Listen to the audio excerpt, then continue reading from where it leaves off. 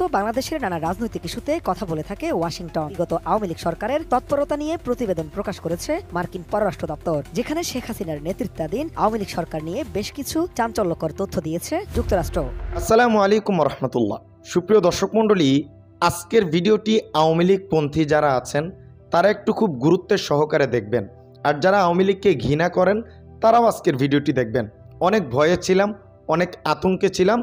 যুক্তরাষ্ট্রে Donald Trump president নির্বাচন হওয়ার পর থেকে নিয়ে এখন পর্যন্ত যুক্তরাষ্ট্র থেকে আওয়ামী লীগ কেন্দ্রিক কোনো বিবৃতি তারা দেয়নি, কিন্তু নেতাকর্মীরা এইদিকে মিষ্টি বন্টন করছে ডোনাল্ড ট্রাম্পের বিজয় উপলক্ষে।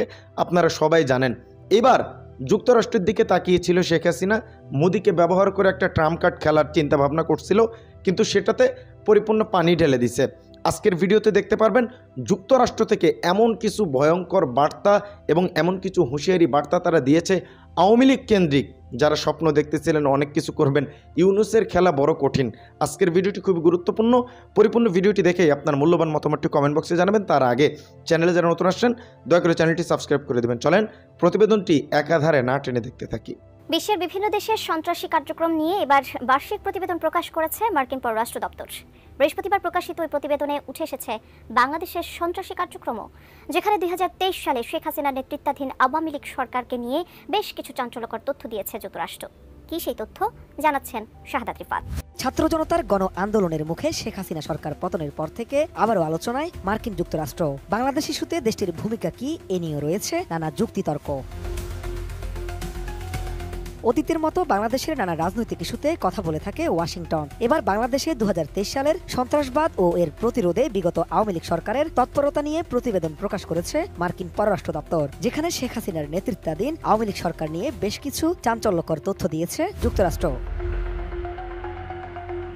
প্রকাশিত এই প্রতিবেদনে বলা হয়েছে 2023 সালে বাংলাদেশে আন্তর্জাতিক সন্ত্রাসী হামলার কোনো ঘটনা ঘটেনি, তবে আওয়ামী লীগ সরকার প্রায় রাজনৈতিক বিরোধীদের কার্যক্রমকে সন্ত্রাসবাদের সঙ্গে মিলিয়ে প্রচার করছে। এছাড়া মার্কিন পররাষ্ট্র দপ্তরের প্রতিবেদনটিতে বলা হয়েছে বাংলাদেশের নিরাপত্তা বাহিনীর একটির বিরুদ্ধে বিচার বহির্ভূত হত্যাকাণ্ড ও মানবাধিকার লঙ্ঘনের সাথে জড়িত থাকার অভিযোগ উঠেছে।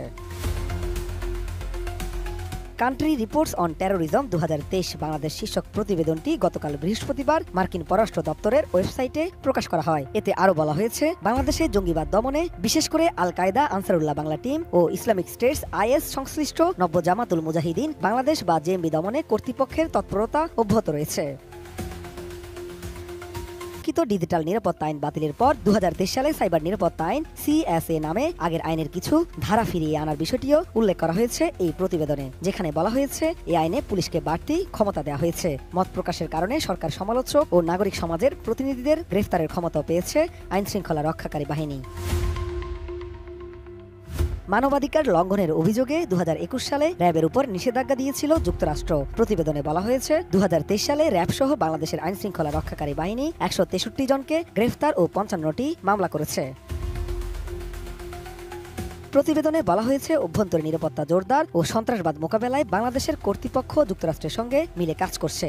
এক্ষেত্রে বাংলাদেশ পুলিশের বিভিন্ন ইউনিটকে নানাভাবে প্রশিক্ষণ দিয়ে আসছে যুক্তরাষ্ট্র। আর্থিক সন্ত্রাসবাদের বিষয়টি উল্লেখ করে প্রতিবেদনে বলা হয়েছে মানি লন্ডারিং প্রতিরোধে এশিয়া প্রশান্ত মহাসাগরীয় অঞ্চলের একটি জোটে আছে বাংলাদেশ। বাংলাদেশ ব্যাংকের ফিনান্সিয়াল ইন্টেলিজেন্স ইউনিট এডমন্ড গ্রুপের সদস্য। 2023 সালে এ নিয়ে বাংলাদেশে উল্লেখ করার মতো তেমন কোনো অগ্রগতি হয়নি। শুধু বাংলাদেশই নয়, 2023 সালে বিশ্বের বিভিন্ন দেশে সন্ত্রাসী কার্যক্রম নিয়ে বার্ষিক এই প্রতিবেদন প্রকাশ করেছে মার্কিন পররাষ্ট্র দপ্তর।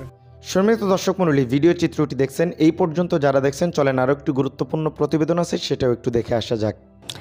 একেই বলে যে সময় খারাপ গেলে সাদা কাপড় থেকে ভাই রং ওঠে। চারদিক থেকে অনেকটা খারাপ সময় অতিবাহিত করছে বাংলাদেশ আওয়ামী লীগ। ভারতে পলায়নরত আশ্রিত পলাতক প্রধানমন্ত্রী শেখ হাসিনা, সেখান থেকে তিনি যে সকল কর্মকাণ্ড করছেন এগুলো নিয়ে সর্বশেষ ভারতের যিনি পররাষ্ট্র সচিব মিস্ত্রি আছেন, বাংলাদেশে আসার পর সরকারের সাথে যে সকল বক্তব্য দিয়েছেন, পাশাপাশি ভারতের ভেতর কেন শেখ হাসিনাকে আশ্রয় দেওয়া হয়েছে এ নিয়েও ভারতের রাজনৈতিক দলগুলো আস্তে আস্তে প্রশ্ন তোলা শুরু করেছে মোদির বিরুদ্ধে।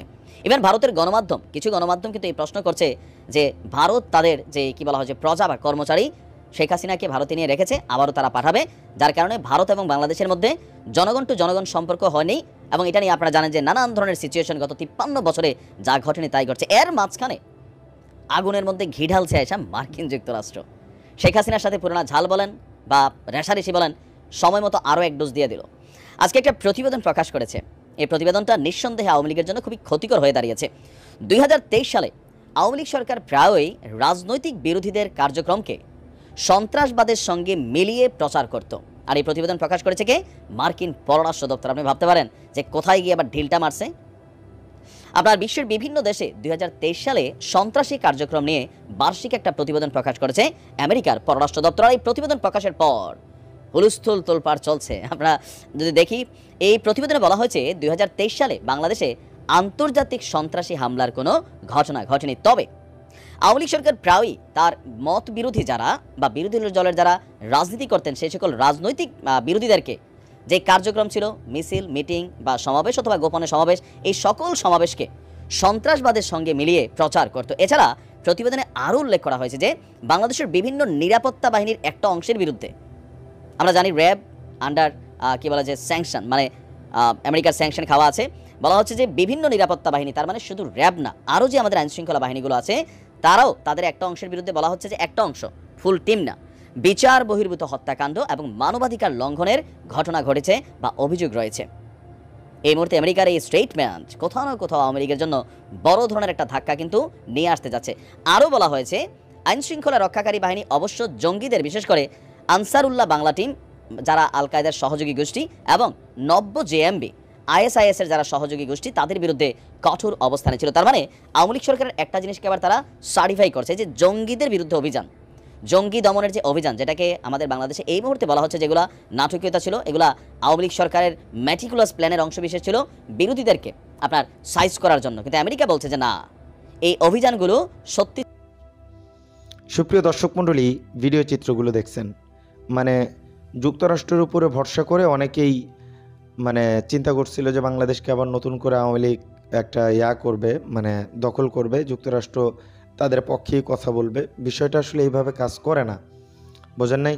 সব কিছুর একটা সিস্টেম আছে, সিস্টেমের বাইরে কেউ কাজ করতে পারবে না। সেটা যদি আপনার আব্বাও হয়, যুক্তরাষ্ট্র তারা পুরো বিশ্বরে চালাইতেছে, তো তারা অন্যায় কাজ করবে না।